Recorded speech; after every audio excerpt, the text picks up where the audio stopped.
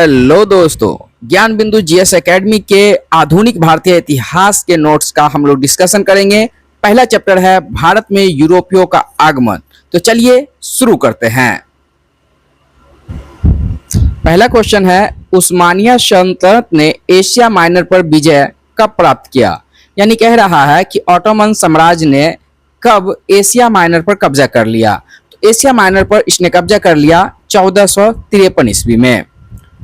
Next question है कि कुस्तुनतुनिया पर 1453 ईस्वी में किसने अधिकार किया था। अभी इसको क्वेश्चन का चर्चा किया मैंने, उस्मानिया तुर्कों ने। नेक्स्ट क्वेश्चन है कि कुतुबनुमा की समुद्री यात्रा में क्या उपयोगिता होती है। कुतुबनुमा को कंपास कहते हैं दोस्तों, कंपास। और कंपास क्या है, दिक् सूचक यंत्र है। तो दिशा सूचक के रूप में कुतुबनुमा की समुद्री यात्रा में उपयोगिता है। नेक्स्ट क्वेश्चन है कि 15वीं और 16वीं शताब्दियों में नए देशों और व्यापारिक मार्गों की खोज की होड़ किस महादेश में आरंभ हुई। तो यह आरंभ हुई यूरोप महादेश से, खासकर इटली, पुर्तगाल और स्पेन ने। नेक्स्ट क्वेश्चन है कि नए समुद्री मार्गों की खोज का पहला कदम किन देशों ने उठाया था। तो पहला कदम उठाया था पुर्तगाल और स्पेन ने। नेक्स्ट क्वेश्चन है, कोलंबस मूलतः किस देश का निवासी था। कोलंबस इटली का रहने वाला था, यानी उसका जन्म स्थान इटली था। तो मूलतः इटली का रहने वाला था। नेक्स्ट है कि कोलंबस ने 1492 में किस स्थान की खोज की थी। तो कोलंबस ने 1492 ईस्वी में खोज किया था अमेरिका का। भारत की खोज के लिए निकला था, लेकिन भटक कर उसने अमेरिका की खोज कर ली। नेक्स्ट क्वेश्चन है कि वास्को डिगामा कब भारत पहुंचा। तो वास्को डिगामा 1498 ईस्वी में भारत पहुंचा। दोस्त आप बताएंगे, आप अगर स्टडी कर रखे हैं इस चैप्टर का, तो आप बताएंगे कि वास्को डिगामा कुल कितनी बार भारत आए थे। कमेंट बॉक्स में लिखिए। नेक्स्ट है कि वास्को डिगामा भारत के किस बंदरगाह पर पहुंचा था। तो वास्को डिगामा भारत के कालीकट बंदरगाह पर पहुंचा था, जो कि किस राज्य में है, केरल में। नेक्स्ट क्वेश्चन है कि उत्तम आशा अंतरिक्ष यानी केप ऑफ गुड होप की खोज किस पुर्तगाली खोजकर्ता ने किया था। तो ये किया था दोस्तों बार्थोलोम्यो डियाज ने, है ना। तो बार्थोलोम्यो डियाज ने 1487 ईस्वी में भारत की खोज के लिए निकला था, लेकिन ये दक्षिण अफ्रीका के इस पॉइंट पर आकर वापस हो गया, और ये इसी को इसने क्या कहा, केप ऑफ गुड होप या उत्तम आशा अंतरिक्ष। नेक्स्ट क्वेश्चन है कि सूची 1 को सूची 2 से सम्मिलित कीजिए और सूची में दिए गए कोड को सही उत्तर ढूंढिए। देखिए, ये एक तरफ दिया गया है खोजे गए देश, और दूसरा है कि किसने खोजा, खोजकर्ता कौन है।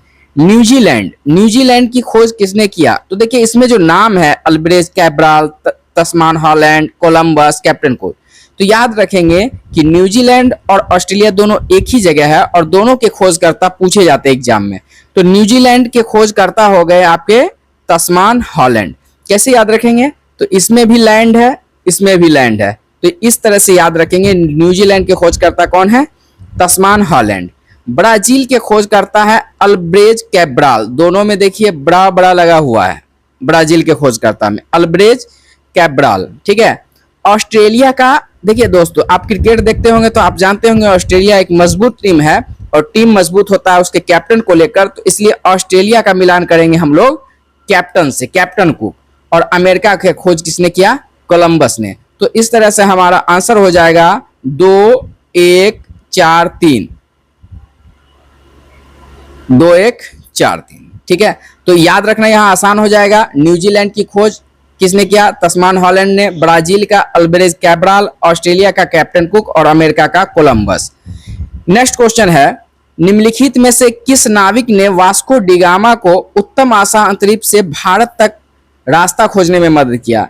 तो अब्दुल माजिद नाम का एक भारतीय गुजराती जो है, सो मतलब कि बिजनेसमैन थे, व्यापारी थे, जिसने उत्तम आशा अंतरिक्ष से वास्को डिगामा को सहायता किया कालीकट पहुंचने में।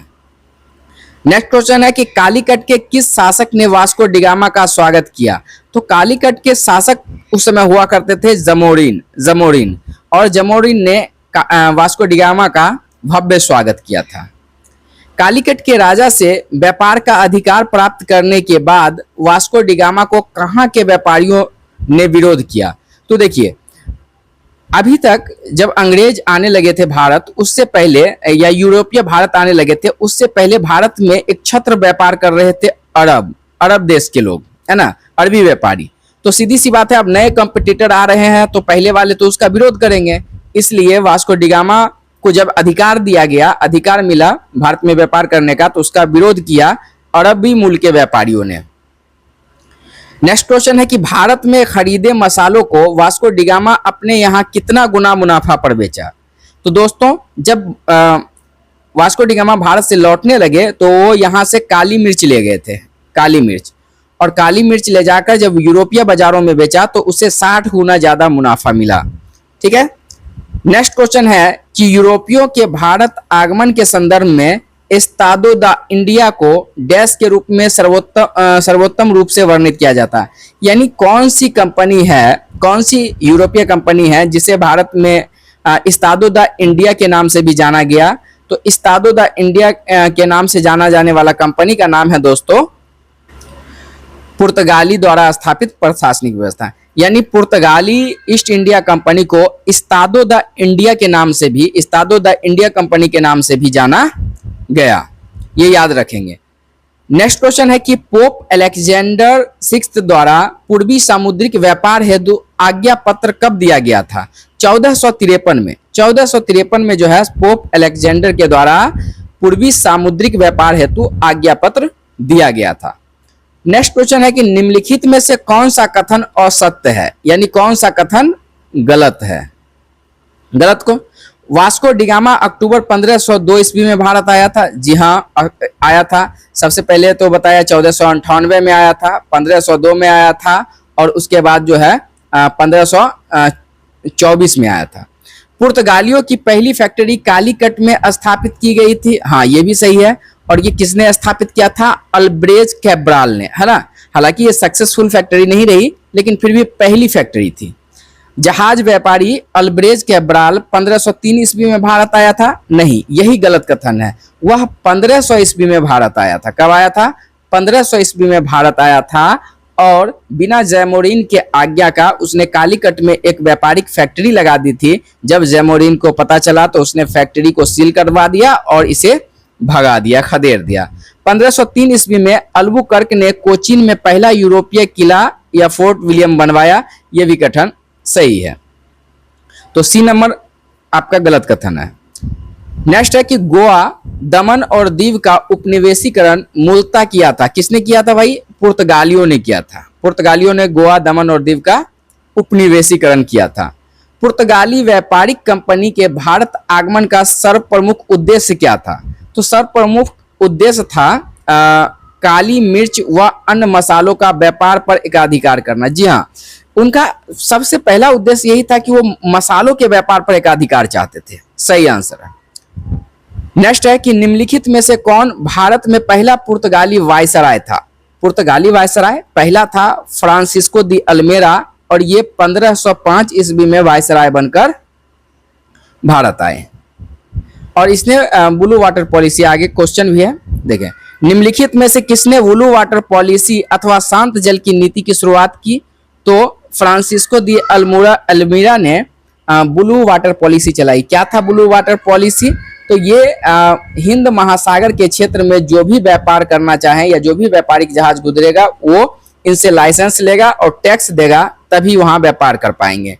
अकबर ने भी इनसे ये लिया था।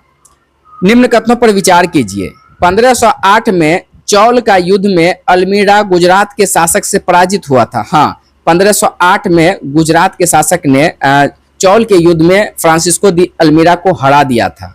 1509 में दीव के युद्ध में फ्रांसिस्को दी अल्मीरा ने महमूद बेगरा, मिस्र तथा तुर्की के शासक के समुद्री बेरों को पराजित किया था। सही बात है, दोनों कथन सही है।